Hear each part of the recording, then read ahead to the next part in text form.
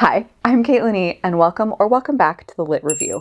Today we are going to do a bracket style best of from 2023.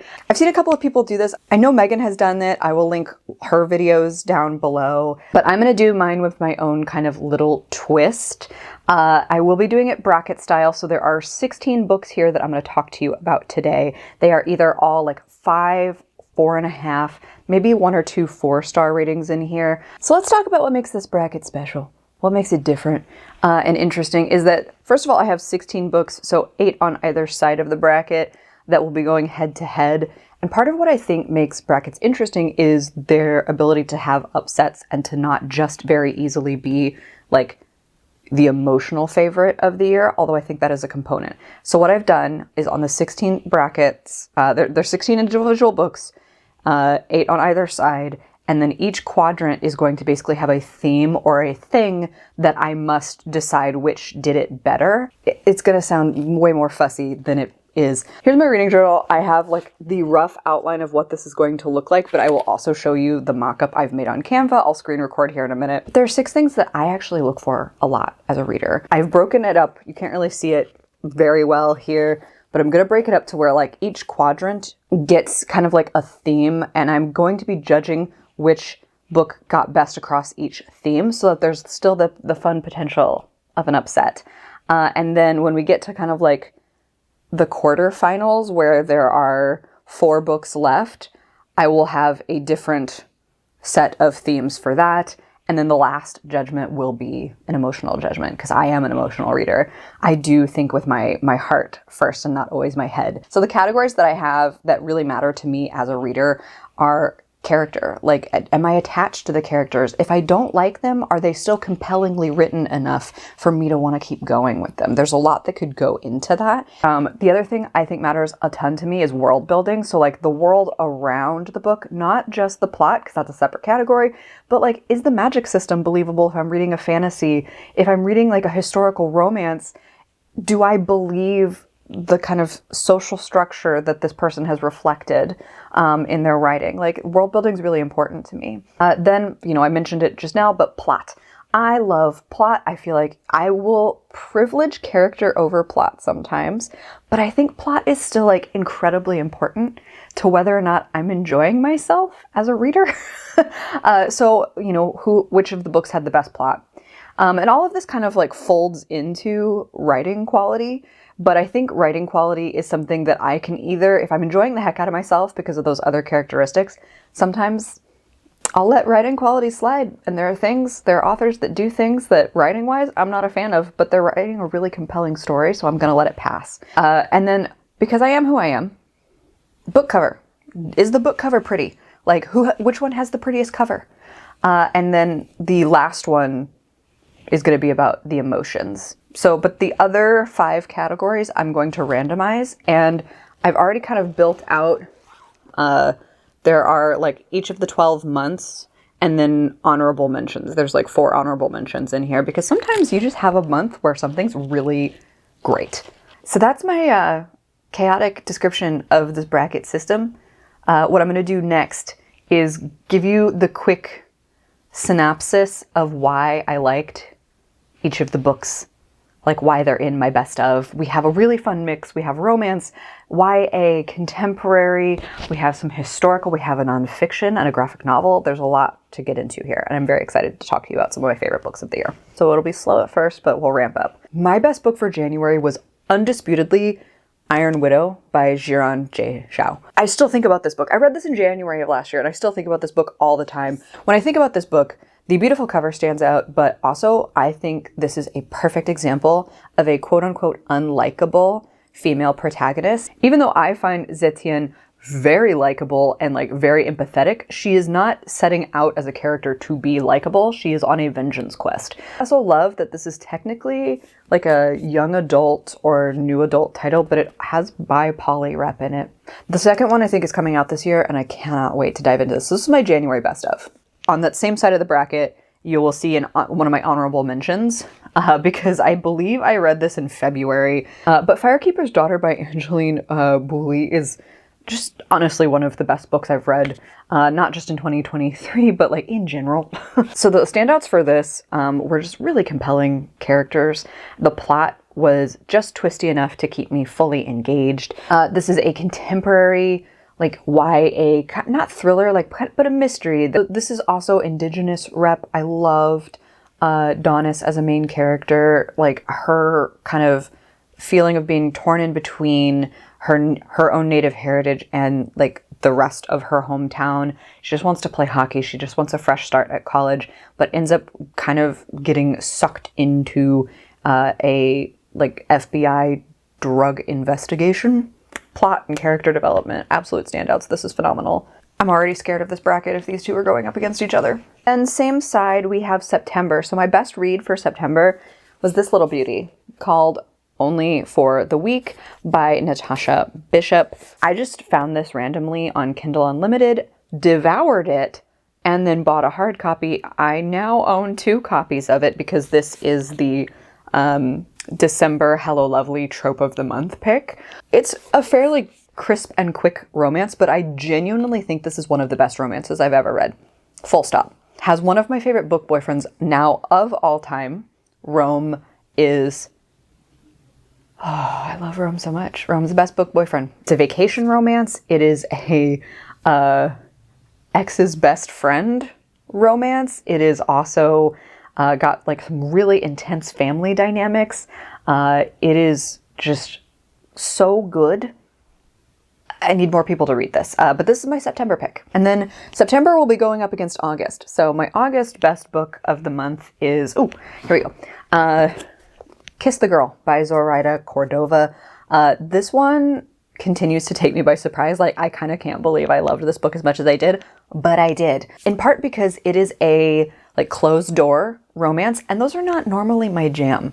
But this is part of a Disney imprint, so this is a retelling of The Little Mermaid in a contemporary setting. In this case, Ariana Del Mar is part of a pop group with her sisters, and when that pop group kind of comes to an end, she's trying to figure out what's next, if she wants to go solo, if she wants to go do something else with her life. But she falls for this up-and-coming guy named Eric, who's doing his own band tour. And so she kind of like goes undercover and goes on tour with him. He doesn't know who she is, but it's so good. And the mixed media components in this are fantastic. I love this book so much.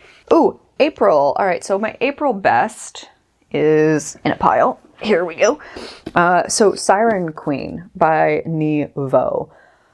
Oh man, this cover really grabbed me initially, and that was part of like why I wanted to pick it up. But the other thing I ended up really loving about this book was how it made like a magical realism fantasy angle in old Hollywood. So like the 1920s vibe and the feeling and the world building of that was really phenomenal.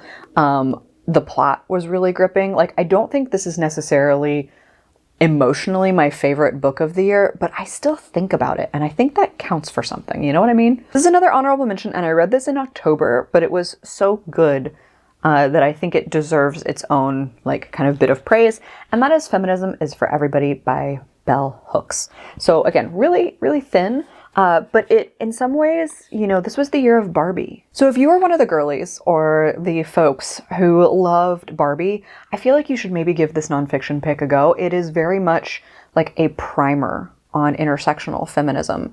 And it just kind of like really helped me feel like I was refreshed and restored in my like commitment to that, in the same way that like America Ferrera's monologue in Barbie kind of hit me in the feels. This whole book felt equivalent to that monologue, but with even more intersectional calls to action. I'm not sure how it's going to stack up in some of my categories, but we're going to see. It's my one nonfiction pick in this whole dang thing.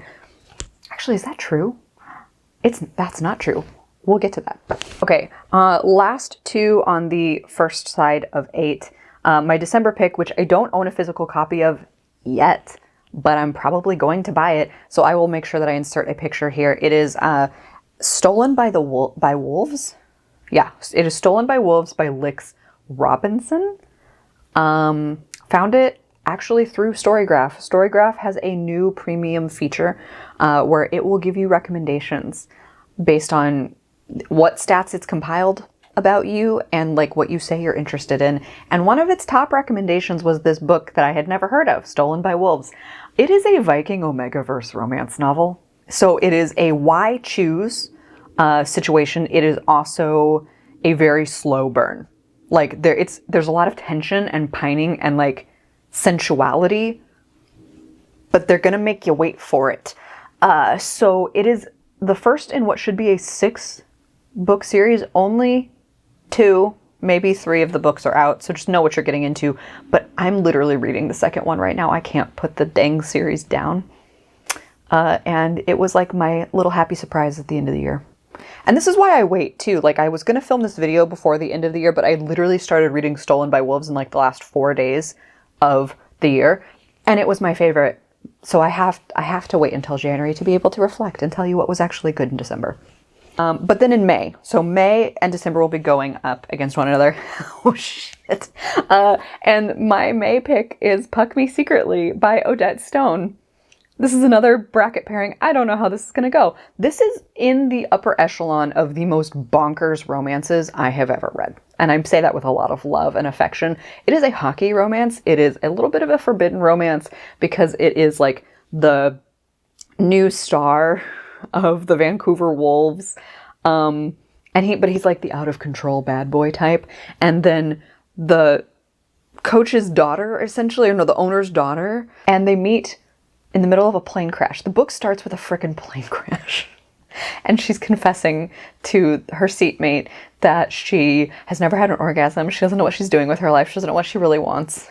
And he is like helping her stay calm in the middle of a frickin' plane crash. They both survive it. And then they go to work the next day and find out that, oh, boss's daughter and also bad boy hockey player. And it just gets more wild and weird from there. So I don't even know if the plot is like good, but in my brain it's great. So plot, character, these are some of the standouts for Puck Me Secretly. Okay, and then we'll be going the next 8 on the other side. I'll again go through all of these. So in February, the first up on that side is February. And that was a very easy How Moon Fuentes Fell in Love with the Universe by Raquel Vasquez Gilliand. This is her YA magical realism contemporary. I don't know how to accurately describe this book except to say that I love it deeply. It is maybe one of the coolest YA books I've ever read because it tackles things like social media and the role it plays in our lives, as well as really toxic family dynamics, and then also just happens to have the most delightful, subtle bit of magical realism. It's great. I'm a big fan. So the world building in here is a lot. The character is great. The cover's beautiful. So dang, I just think this is a phenomenal book. I hope more of you pick it up because I had never heard of this. I just randomly picked it up as a cover buy many years ago, and I'm so glad I finally read it. Oh, this is another one where I don't have the physical copy yet, but I will. And so this was another honorable mention because it was a novella that I gave 5 stars to. It just made everything work for me, and that is The Basilisk of Star Manor by Catherine Moon. If you've been around here before, you know I'm a big Catherine Moon fan, so it is a historical why choose romance series. However, in A Basilisk of Star Manor, it is a like solo pairing. It is a MF romance between a basilisk and a blind woman. And I thought it was so interestingly written. I loved the romance between the two of them, and I loved the plot and the conflict. It was really well done, especially for a novella, which is a shorter form read. And I think that deserves a place on this bracket. Okay, another one that I don't have physically in front of me because the only way I own this book is in like a giant bind up, and I didn't want to pull it off the top shelf out in the living room. But that is Tea Dragon Festival by Kay O'Neill. If you have not read any of the Tea Dragon Society series, the next time you're sad or not feeling great, I encourage you to pick it up because it is just a beautiful aesthetic. It is a beautiful bit of world building. That's where it really shines. I think it's like the colors, the cover, the world building, and like it's just wholesome and sweet, and it made me cry. I just like a happy cry. And I don't get that very often, especially not from a teeny tiny little graphic novel. It's so freaking good. And that was my October best of. And then that one will be going up against the weirdest combination, but that's what brackets are really for. This is why we randomize things. So my July best of is The Frat Boy by Nikki Sloan. This is a special edition cover from Steamy Lit. This is book, I want to say like 4. Yes, it is. It says on the back. This is part of a series, so the Nashville Neighborhood. This is book 4. You don't necessarily have to read them all in order. You can kind of read them as companion books, but they do kind of have characters recurring. Another beautiful upper tier bonkers plot. Basically, these two rivals who, one's in a sorority, one's in a fraternity, both get kicked out of their Greek life homes because of some shenanigans during like the annual games that they both are being blamed for like huge damages on campus. So their Greek life houses kick them out. And so they both stumble across the same listing for an ethical porn site. And that would give them room and board. So they're both just trying to finish out their last couple of years, and they both hate each other. But now they have to not just work together, but they have to have a lot of sex together. It is one of the smuttiest books I read last year. It is also one of my favorites. Just truthfully, the plot is really like bananas, but very fun to read. Very smutty. Reluctantly love both of these characters very much. And I think the writing quality is really solid. Like, honestly, like, you can say what you want about smut, but I think there's some top tier writing in here as well. So I just unabashedly love this, and that is my July pick. All right, then we have my March pick, which another one that just blew me away and I still think about all the time. And that's A Lady for a Duke by Alexis Hall. This historical romance. Talk about character development and pining and angst. And it is a like second chance romance. It is a friends to lovers romance, but there is so much for a lot of the book that the characters don't know or accept about one another, because it is also a trans romance. So really quick plot synopsis, because I think the plot is actually one of the core strengths of this book in addition to the character. So Viola is a trans woman living in, I can't remember my own time periods, but it's post-Waterloo. So the Duke here, Justin de Vere, thinks that Viola died on the battlefield with him in Waterloo. He carries a lot of grief and emotional trauma as well as physical wounds. So he's a literal and figurative wounded hero, and he's kind of shut himself in. And Viola took her chance to die so that she could live, so that she could be the person she always knew she was. And she carries her own wounds, her own grief, and her own regret about how that happened. They get pulled back into one another's orbit when Justin's little sister basically has a cry for help of hi, I'm supposed to have a season. Also, my brother's not doing that well. Please, somebody help me. And so Viola and some of Viola's family kind of come to the rescue, and they're pulled back into one another.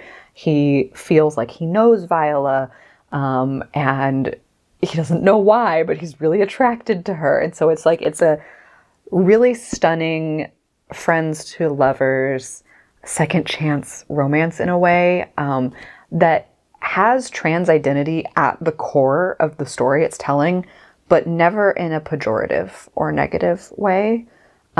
This is just one of the best books I read last year, period. Three more.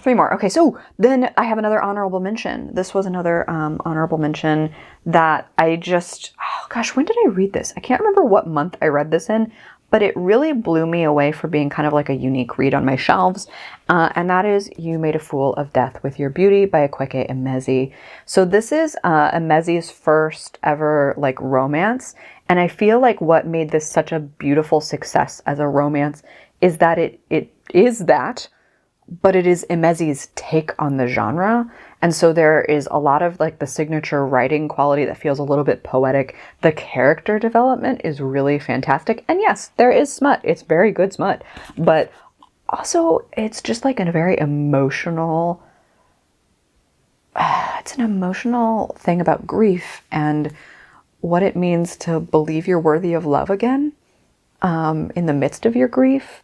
And man, talk about strengths. The character development in this is just next level. The writing quality, next level. Also, this cover's really striking. So I think those are some of the big things that's working for me, but I think this is going to really shape how I define and redefine my understanding of one of my favorite genres. And that's like a really cool thing to be able to put on this bracket.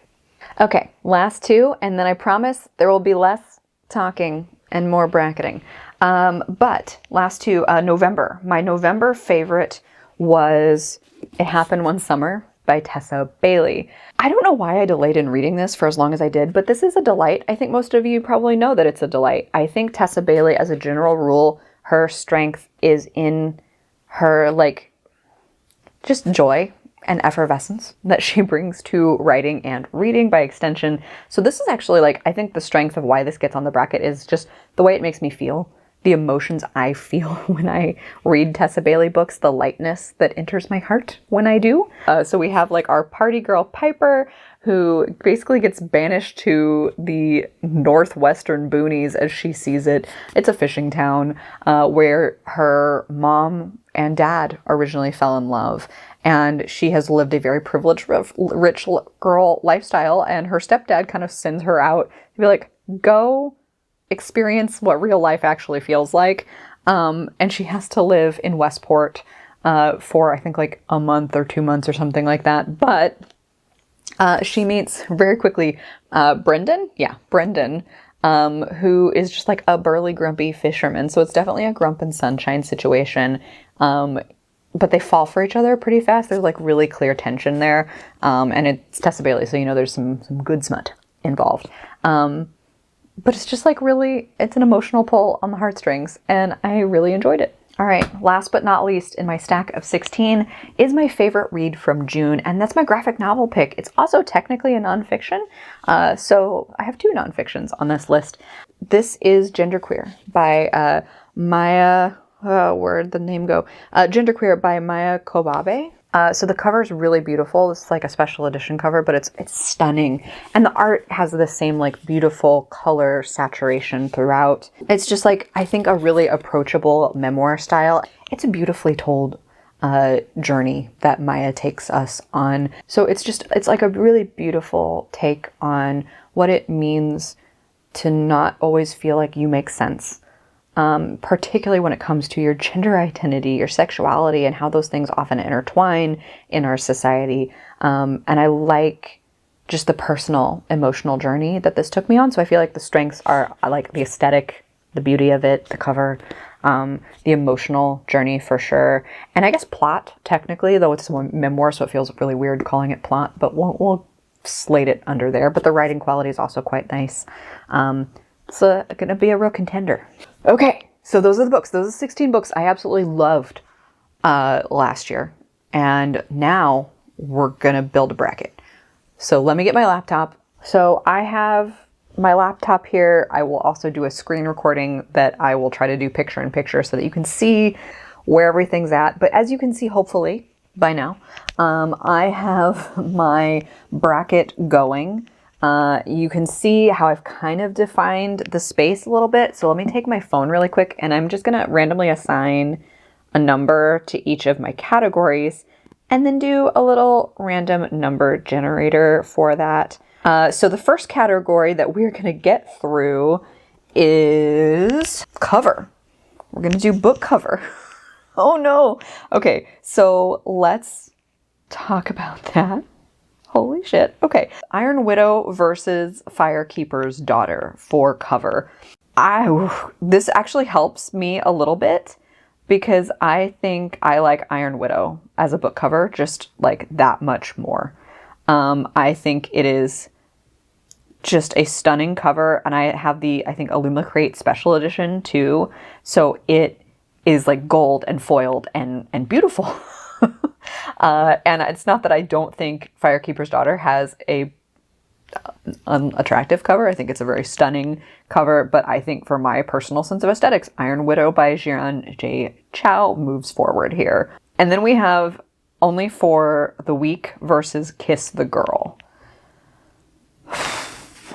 So this is like really interesting because I actually don't mind real people on the cover. I know that's a real unpleasant thing for some people. I don't mind it. I think real people on the cover look nice.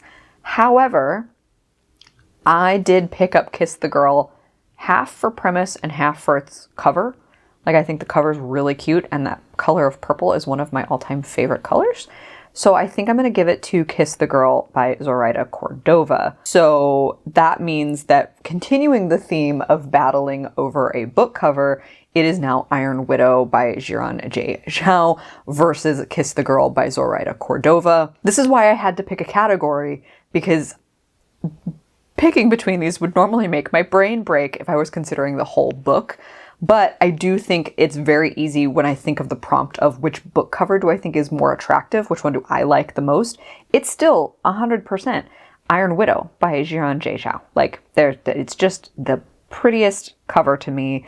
The beautiful striking colors, the texture, the gold foiling, like, there's no competition. So for the category of best book cover, Iron Widow is up there. Okay, I feel like cover is probably the least taxing of all of the categories. So we're gonna move further down and pick our next category, and we're gonna go with writing quality. Okay, great, cool. All right, so writing quality: Siren Queen by Ni Vo versus Feminism is for Everybody by Bell Hooks. This is hard because I'm comparing the writing quality of a historical fantasy to a nonfiction. However, when I just like kind of vote with my heart, which sounds super hokey, I think Feminism is for Everybody gets the win, because I think there's something really profoundly difficult and special about nonfiction writing that feels classic and long running and relatable, and is just like really compellingly and emotionally written. The same is true for fiction, 100%. But I think one of the core strengths of Feminism is for Everybody is its writing quality. And while I would also say that Siren Queen's like one of its strengths is the poetic writing quality, for me, what I think when I look back on my year, Feminism is for Everybody and its writing quality actually do stand out a lot to me personally. Oh, mercy. Okay, so the last category is Stolen by Wolves and Puck Me Secretly. And we're going to talk about writing quality. Wow. I think my brain might break here. So let me break these down a little bit more. Stolen by Wolves actually is really well written. If you were a fantasy person in terms of genre, and specifically a romantasy reader, I really encourage you to check out this book by Lynx Robinson, because it's a very slow burn. There's a lot of good world building. There's a lot of good writing and like character development. Puck Me Secretly writing quality is like mid. It relies really heavily on the character, the bonkers plot, and just your emotional joy of riding through. So I think Stolen by Wolves does get the dub here. But I do still very much love Puck Me Secretly. I love all of these books that aren't getting selected. Unfortunately, because of the prompt of writing quality and that speech I just gave about Feminism is for Everybody, I do think Feminism is for Everybody is better writing quality. But it's, again, really tricky because you're judging kind of two very disparate things. You are literally judging a feminist primer of nonfiction versus a why choose Omegaverse set in Viking times. So it's hard. It's hard to really compare the two, but we're going to go with what we've gone with. So hold on. I will now go to the other side of the bracket. Iron Widow and Feminism is for Everybody will have to face off on a different prompt. Plot. Oh, we're judging on plot now. Okay. So, yikes. Plot of How Moon Fuentes Fell in Love with the Universe versus the plot of A Basilisk of Star Manor, which is a paranormal monster romance. I do think How Moon Fuentes Fell in Love with the Universe does get to win on plot, as much as I adore A Basilisk of Star Manor and think it probably could have won in other categories. the plot is pretty straightforward. Like, it is like mostly a supporting plot to some of the other things going on in the Tempting Monsters series. It doesn't advance the plot too much. It's more of like a fun little background story that gives you some detail about the rest of the series, whereas How Moon Fuentes Fell in Love with the Universe has a really strong, actually, you know what? I don't even think it has a strong plot. I think it has strong character development within the plot, but it just has a stronger plot than Basilisk of Star Manor. Comparing plot of a graphic novel, the Tea Dragon Festival, to the Frat Boy. I do think the Frat Boy, again, technically has more plot. I'm not going to say it's better. I feel like it's very apples and oranges to compare them. But the Tea Dragon Festival is more of like a soft experience, emotional journey. It's not a lot of character development, and there's not a lot of plot. The Frat Boy has plot. Not a lot, but it does have some. I think that gets to win. And I think comparing How Moon Fuentes Fell in Love with the Universe by Raquel Vasquez Gilland with The Frat Boy by Nikki Sloan, I think How Moon Fuentes Fell in Love with the Universe gets to win for plot because there is more intricacy in that plot. There's more depth in that plot than the two former Greek life kids banging it out. I feel kind of bad because my romances are fallen by the wayside here. And this is why I also wanted to try the bracket, because I think we'll talk about at the end what I actually think like emotionally is my favorite. Okay, so character. We're gonna go for character in our last quadrant of the bracket. This is gonna be rough. All right, so comparing A Lady for a Duke by Alexis Hall with You Made a Fool of Death with Your Beauty by Akwaeke Emezi. Wow. Holy smack. This is hard. This is gonna be hard. I don't like this. Because I actually think of all of the books on this list, these are two titans of character development, character building, getting you to emotionally connect with the character. Oh my god, my brain is maybe gonna break during this. Holy smokes. Okay. They're also really complex protagonists, and their love interests are complex people. They are both stories that are tackling grief in really interesting ways. Character. Okay. Oh, there we go. So I do think you get to know with a little bit more depth and sense of identity the characters in A Lady for a Duke, in part because it's a multiple POV, and doing multiple POV well is hard. Like really, really hard. And so I think because you are only in one character's head in You Made a Fool of Death with Your Beauty, you still care very deeply. You are invested in both characters in the romance. But I think A Lady for a Duke gets to edge out in this category because Alexis Hall successfully gave really strong character POV in both. And that's how I'm going to split this, because otherwise I think I would just be staring at a wall for the rest of the day. Ooh, okay, this is a weird one to compare under the circumstances, but It Happened One Summer by Tessa Bailey versus Genderqueer by Maya Kobabe. This is a weird one because it's like I'm comparing a graphic novel with nonfiction, but I do think I am going to give it to Genderqueer because I think as like a memoir talking about like a personal journey, and we'll just say like the developing of character, really, like personal character. I think Genderqueer does a much better job of articulating the complexity of that, which I found very compelling as an element of reading that book. So it's kind of an odd duck to compare to Tessa Bailey's It Happened One Summer, but I think that's the right move based on that category. Now, comparing A Lady for a Duke and Genderqueer, I still think my argument for A Lady for a Duke stands. While there's still a lot of complexity, both of these are phenomenal LGBT plus reps. I think the depth of multiple characters was a very compelling and like enjoyable read for me personally. And it stands out as like one of the strong points of that book. So I'm going to give it to A Lady for a Duke. Okay. So now we have these books that are facing off, and both of the like semifinals will be in the topic of world building. Okay, so I think in a weird way, this makes Iron Widow versus feminism is for everybody very easy because nonfiction doesn't, like, its world building is mirroring the world back to you, which is an art, is powerful, is important. But I think the world building in Iron Widow is truly one of its strengths.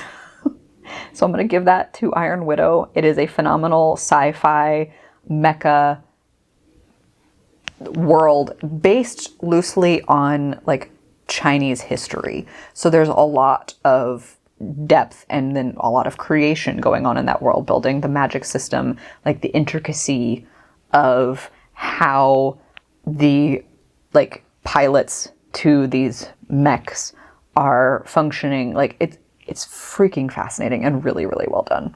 Okay, so world building in How Moon Fuentes Fell in Love with the Universe versus world building in A Lady for a Duke. Yikes. Okay, this is an interesting one to compare world building to because they're both in their own way like really grounded in specific moments in history, whether contemporary or historical. So for Moon Fuentes, the world building is really about capturing the moment we find ourselves in now, with social media being so important, with like celebrity status being this driver in our culture. It's also about capturing like a moment in like personal history, and the world building is basically just like critiquing these things, right? And making them feel real and present. Whereas for the historical, the world building is like capturing the strictures of the past society and how that might be more of a limitation to those characters, but also still mirrors today's society and problems. And you know what? As I'm talking myself through that, I actually think A Lady for a Duke wins it, because while I think Moon Fuentes does something absolutely phenomenal with mirroring today's society and the difficulties of facing not just teens, but like humans, I think being able to take a historical moment and not just make it poignant for its moment, but then reflect it forward, still feels like really intense world building and connections, and being able to, you feel the parallels as a reader. I think that kind of gets to win. Which means for my best book of 2023, I now get to make the emotional decision between Iron Widow by Jiran J. Zhao and A Lady for a Duke by Alexis Hall. So why I think emotional deserves to be the last category. When I think of books that have really defined my life, all of these other categories are very true, but emotions are what leads me to really long-term connect with a book, to re-seek it out, to reread it, to recommend it to more people. Which is why I think it gets to be the ultimate deciding factor. Both of them made me cry, so they are equal in that way. I think both of the main female protagonists in both of these novels are so close to my heart for very different ways. I love Viola for being vulnerable and honest and brave. And then on the other hand, I love Zetian for being just like a raging monster who says no. You know, like I love her for that. She does have redeeming qualities. I'm oversimplifying this vastly. But I like that she's an angry woman who also manages to find love and lust and all of those good things. I love both of these books. I think it's Iron Widow. Okay. Oh, I think it's Iron Widow. I'm not mad about that, but having to choose was freaking awful. This was one of the first books I read last year. And sometimes when you have a book that lands really well and makes such a good impression at the start of the year, it can really, like, for me at least as a reader, set the tone. And I think Iron Widow did that so freaking well. This didn't come out in 2023, but I finally read it in 2023. So it is Iron Widow by Jiran J. Zhao is my best book of 2023. And I stand by that, actually. I feel like that is a really good, fair take, given my bonkers bracket. Now, that said, I did promise you my what if I had just made the choice myself kind of thing. Like, what if I had just gone through and given you superlatives or something else? And let's chat about that, because I do think, even though Iron Widow is a phenomenal book that is very, very deserving of the love that I've shared here, I think there's another book here that I probably would have put forward as my favorite book of the year if you had just asked me off the cuff. And that book is Only for the Weak by Natasha Bishop. I can't fully articulate why. I just know that this book made me so happy.